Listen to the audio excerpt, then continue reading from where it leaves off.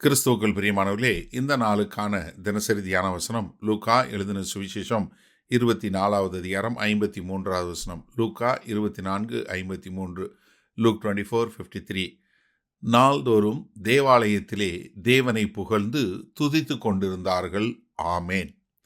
என்ன பண்ணாங்க?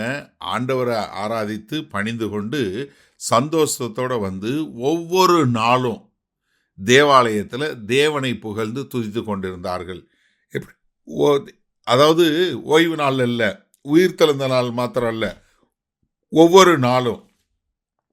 நீங்கள் அப்போஸ்தலர் 2வது அதிகாரம் 46வது வசனம் பாருங்க.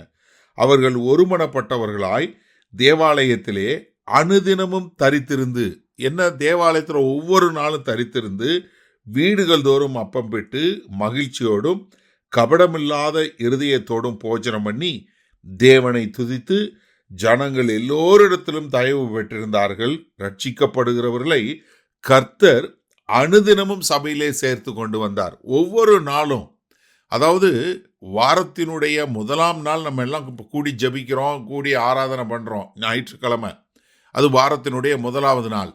அதற்கு முன்பாக வரைக்கும் அவங்க ஓய்வு நாளாகிய சனிக்கிழமை பண்ணாங்க. ஆனால் கர்த்தர் உயிர்த்தெழுந்த பின்பு ஞாயிற்றுக்கிழமை மாத்திரம் இல்லை, ஒவ்வொரு நாளும் அனுதினமும் அவங்க சபையில் கூடி தேவனை துதிக்கக்கூடியவர்களாய், அதன் மூலமாய் ஒவ்வொரு நாளும் சபையில் ஆட்கள் சேர்த்து கொள்ளக்கூடியதாக இருந்தது. அதே மாதிரி அப்போஸ்தலர் 5வது அதிகாரம் 41, 42 பாருங்க. அவருடைய நாமத்திற்காக தாங்கள் அவமானம் அடைவதற்கு பாத்திரராய் எண்ணப்பட்டபடியினால் சந்தோஷமாய் ஆலோசனை சங்கத்தை விட்டு புறப்பட்டு போய் தினந்தோறும் தேவாலயத்திலேயும் வீடுகளிலேயும் உபதேசம் பண்ணி இயேசுவே கிறிஸ்துவென்று பிரசங்கித்தார்கள். எப்படி? ஒவ்வொரு நாளும் தேவாலயமாக இருக்கட்டும், அது வீடாக இருக்கட்டும், எங்கே இருந்தாலும் இயேசுவே கிறிஸ்து என்று அவர்கள் எல்லா இடங்களிலையும் பிரசங்கம் பண்ணக்கூடியவங்களா.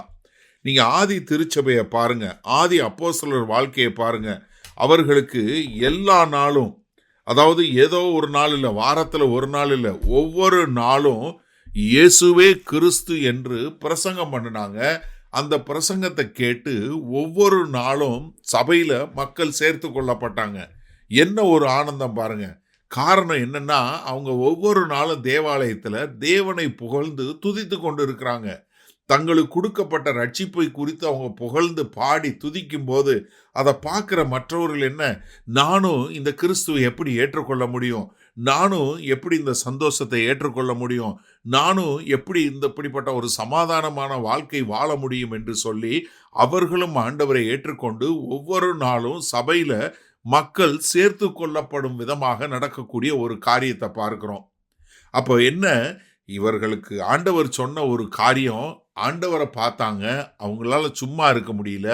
ஒவ்வொரு நாளும் தேவனை துதிக்கிறவர்களாய், கர்த்தரை குறித்து பிரசங்கிக்கிறவர்களாய் மாறினார்கள். சரி, இந்த நாளில் இந்த வசனத்தை நம்ம எப்படி எடுத்துக்கொள்ள முடியும்? இன்றைக்கு பெரும்பாலும் நிறைய பேர் என்னன்னா, ஞாயிற்றுக்கிழமை கிறிஸ்தவங்களாக ஆயிட்டாங்க. ஹலோ, அது நீங்கள் ஆங்கிலிக்கன் சபையில் இருந்தாலும் சரி, இல்லை நீங்கள் பேப்டிஸ்ட் சர்ச்சாக இருந்தாலும் சரி, இல்லை பெந்தைகாஸ்தல் சபையாக இருந்தாலும் சரி, எந்த சபைக்கு போகிற மக்களாக இருந்தாலும் தயவு செய்து உங்களை சோதனை பண்ணி பாருங்கள். நீங்கள் ஞாயிற்றுக்கிழமை கிறிஸ்தவனா இல்லை ஒவ்வொரு நாளும் கிறிஸ்தவனா? இதை சவாலாகவே நான் உங்கள்கிட்ட கேட்குறேன். நீங்கள் இயேசு கிறிஸ்துவை பற்றி ஒவ்வொரு நாளும் யாருக்கிட்டையாவது சொல்கிறீங்களா, இல்லை நீங்கள் சொல்கிறதே இல்லையா?